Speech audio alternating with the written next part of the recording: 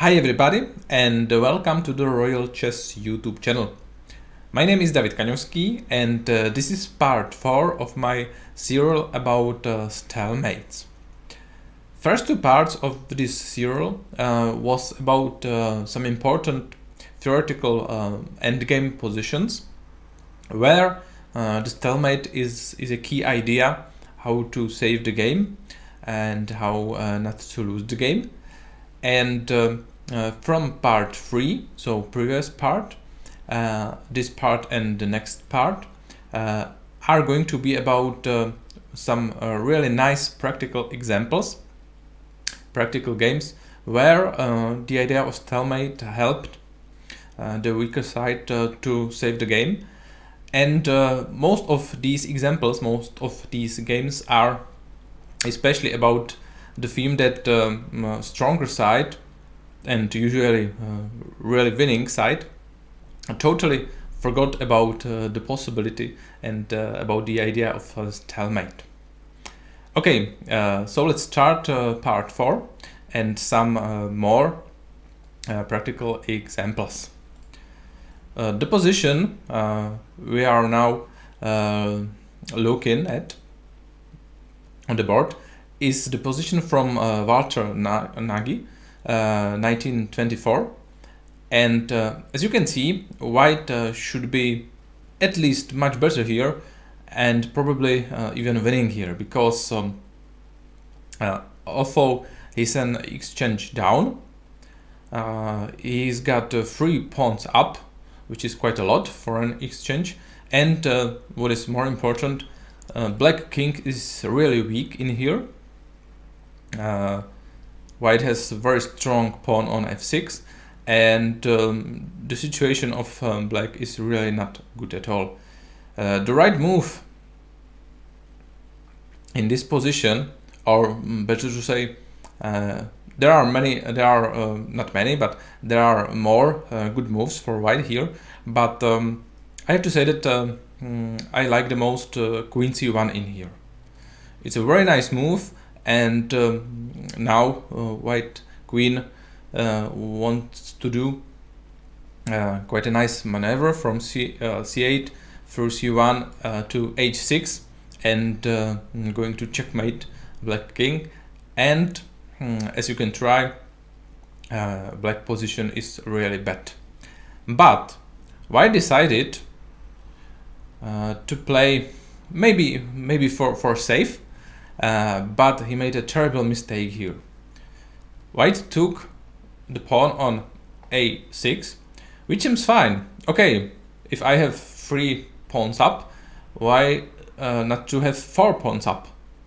But the truth is that a6 pawn was absolutely unimportant in this position, in this situation, and that is such a big mistake that black can even save the game very quickly in here, because black played a very strong move. He found a very nice idea of taking on h3, which seems really weird because white can easily take black rook.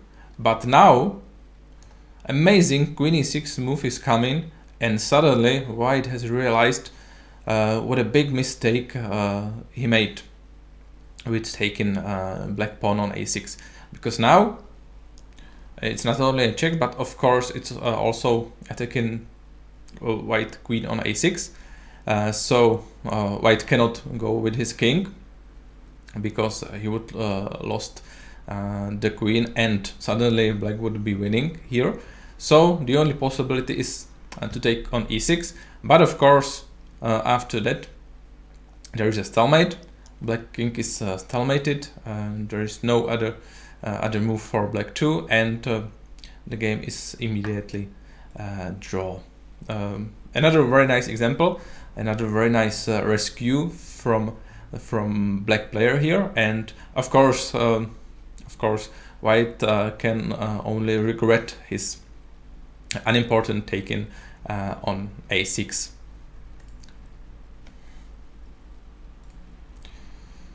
Let's move on.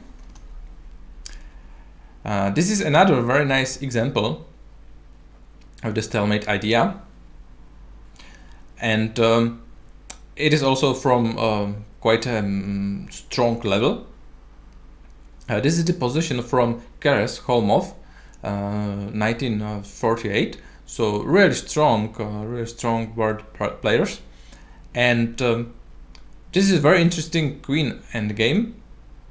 Of course, white is playing for a win because he's a pawn up, and also this pawn is free to go into its promotion, and of course now black queen is checking white king. So you have to choose where to go with your king, and the right move was king e2 here, going into the center. And okay, I would say that black has quite a good chance here to rescue the game, because it is not so easy to avoid all checking of black queen. But Keres played king g1, which seems even more fine, because now it seems that white king is nicely protected by doubled pawns on f2 and f3, and there is no check for black, and white can push his pawn towards to a8 square. But in fact, this move leads immediately to a draw, because Holmov found a very nice trick, a very nice idea here, and he played queen g4.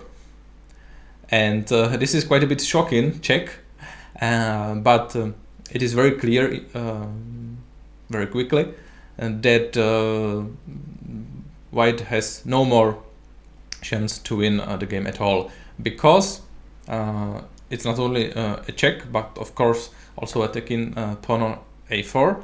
But after taking black queen, there is a stalemate on the board, because the pawn is now protecting h5 square, the only move which was free for black king, and of course also g pawn cannot move because of he's aligned by white queen. So another very nice idea from top level, and black easily saved the game, instead playing another maybe 30, 40, 50 moves. And okay, maybe he wouldn't lose at all, but this is of course the best way and the quicker way how to do it. Another nice example is the game Horowitz-Pave from 1951. Of course, it is very, very clear that black is totally winning in here. It's an exchange up, also 2 pawns up, and another white pawns are hanging in here. White king is quite weak, let's say, and probably the only chance of white is something like perpetual check. Now he's threatening queen e7, then maybe queen b4, and so on. And okay, there white could probably save the game, but after very easy king b6 move, protecting check on e7, white can even resign here, because there are just too many threats by black. Rook a3 with alignment of bishop, taking a pawn, taking another pawn, just too much winning options for black in here. But black decided to go for a combination in here. He was thinking, okay, I'm totally winning, but okay, maybe white has some chances in here, as I have said, with that perpetual and so on. So I played it for safe. I played it, let's say, perfectly, and he did for queen takes a free variation, and after queen takes a free rook a3. And of course, on the first eye, it seems that white can just resign here, because he's losing a queen, and of course after that pawn endgame is absolutely winning for black, because he's quickly pushing his pawn towards the new queen. But, and I believe it was a big shock for black here, white has played king h4, and suddenly black realized what a big problem this is, because now white is of course threatening to escape from attacking, to play, let's say, queen f4, and suddenly white could even play for a win, because now he's a queen up against a rook. So there is in fact no other option for black than to take white queen. But of course, and again, there is a stalemate on the board, and the game is immediately draw. So this is another really very nice example of quite a bit genius saving by white. But of course, especially because black totally forgot about the possibility of stalemate in here. He made a winning combination, which was in fact a very, very bad combination, which in fact led to a quick end, but not to a winning end, but to a drawing end for black.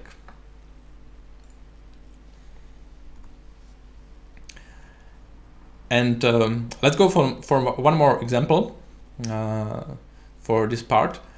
This is also another really nice example. In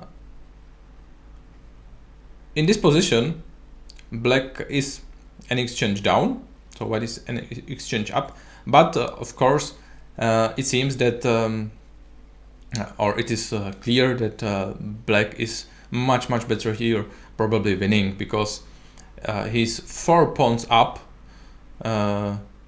which is really too much,